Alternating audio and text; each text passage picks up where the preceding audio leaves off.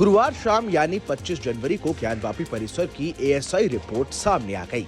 इस रिपोर्ट में एक बड़ा खुलासा हुआ है। अयोध्या की तरह ही यहाँ भी हिंदू मंदिर के अवशेष मिले हैं। दरअसल हिंदू पक्ष के वकील विष्णु शंकर जैन ने ये रिपोर्ट सार्वजनिक की और इसे लेकर कई बड़े दावे किए। इस रिपोर्ट से मुस्लिम पक्ष को एक बड़ा झटका लगा है। कुल 839 पन्नों की इस रिपोर्ट में क्या कुछ खुलासे हुए हैं, आइए जानते हैं इस वीडियो में। 25 जनवरी को हिंदू पक्ष के वकील विष्णु शंकर जैन ने कहा कि जिला जज के नकल विभाग कार्यालय ने उन्हें ज्ञानवापी मस्जिद की एएसआई सर्वे रिपोर्ट सौंप दी है। इस रिपोर्ट को लेकर विष्णु शंकर जैन ने एक प्रेस कॉन्फ्रेंस भी की और कई बड़े दावे किए हैं। रिपोर्ट के मुताबिक ज्ञानवापी में मंदिर का स्ट्रक्चर मिला है। इस पर हिंदू पक्ष ने खुशी जताई है। उनका कहना है कि बाबा मिल गए हैं। सर्वे रिपोर्ट से सब कुछ साफ हो गया है। मंदिर तोड़कर मस्जिद बनाई गई, ये भी पता चल गया है। अब हिंदुओं को पूजा पाठ की अनुमति मिलनी चाहिए। देखिए, एएसआई ने अपनी इस रिपोर्ट को देने में बहुत सारी डिटेल्ड साइंटिफिक स्टडी की है और उस साइंटिफिक स्टडी के आधार पे एएसआई ने रिपोर्ट दी है। वहाँ पे जो इंस्क्रिप्शन है, उस तथाकथित मस्जिद में एक इंस्क्रिप्शन भी मिला है। साथ ही साथ उस तथाकथित मस्जिद में जो खंबे मिले हैं वो हिंदू मंदिर के खंबे पाए गए हैं। जो वेस्टर्न वॉल है वो एएसआई ने हिंदू मंदिर की वेस्टर्न वॉल कही है। साथ ही साथ उसमें जो स्क्रिप्चर्स मिले हैं वो अलग अलग भाषाओं के हैं। महामुक्ति मंडप का उसमें जिक्र है, अलग अलग भाषाओं में उसमें इंस्क्रिप्शंस पाए गए हैं। और अल्टीमेटली एएसआई ने यही कंक्लूड किया है कि 17वीं शताब्दी में यहाँ पे मंदिर तोड़ा गया है और जो यहाँ पे स्ट्रक्चर एग्जिस्ट करता है उससे पहले एक प्री एग्जिस्टिंग लार्ज हिंदू मंदिर था। जी, ये कोई पत्थर भी मिला है जो बताया कि जैसे जी, मैंने वही बताया कि एक पत्थर मिला था वहाँ पे जिसको इन लोगों ने तोड़ दिया है और हम उस समय सर्वे के दौरान थे।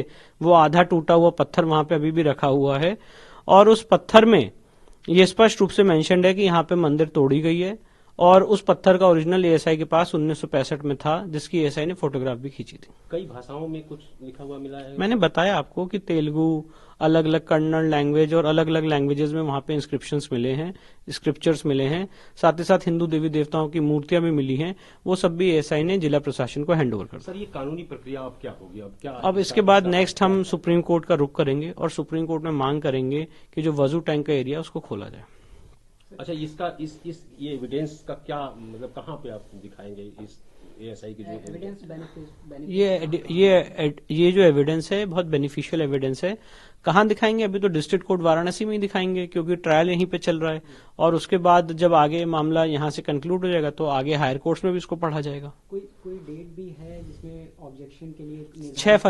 6 फरवरी निर्धारित की गई है। मुस्लिम पक्ष तो लिंगर करेगा ही, जैसा कि अब देखिए, मुस्लिम पक्ष क्या करेगा मैं ये नहीं बता सकता हूँ। जो अभी तक की लीगल प्रक्रिया और जो कोर्ट के ऑर्डर्स हैं मैं उसके बारे में ही आपको ब्रीफिंग कर सकता हूँ।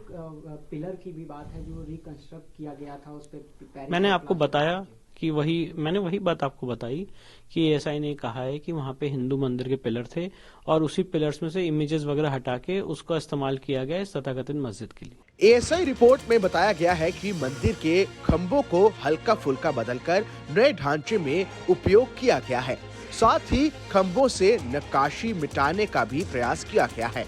32 ऐसे शिलालेख मिले हैं जो पुराने हिंदू मंदिर के हैं। दूसरी तरफ मुस्लिम पक्ष ने कानूनी लड़ाई को आगे बढ़ाने का ऐलान किया है।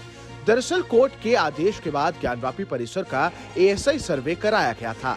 18 दिसंबर को एएसआई ने जिला जज की अदालत में अपनी रिपोर्ट सौंपी थी। इसके बाद हिंदू पक्ष ने मांग की थी कि सर्वे रिपोर्ट की कॉपी दोनों पक्षों को सौंपी जाए।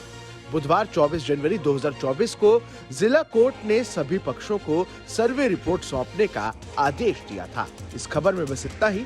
ये खबर आपको कैसी लगी हमें कमेंट कर जरूर बताएं।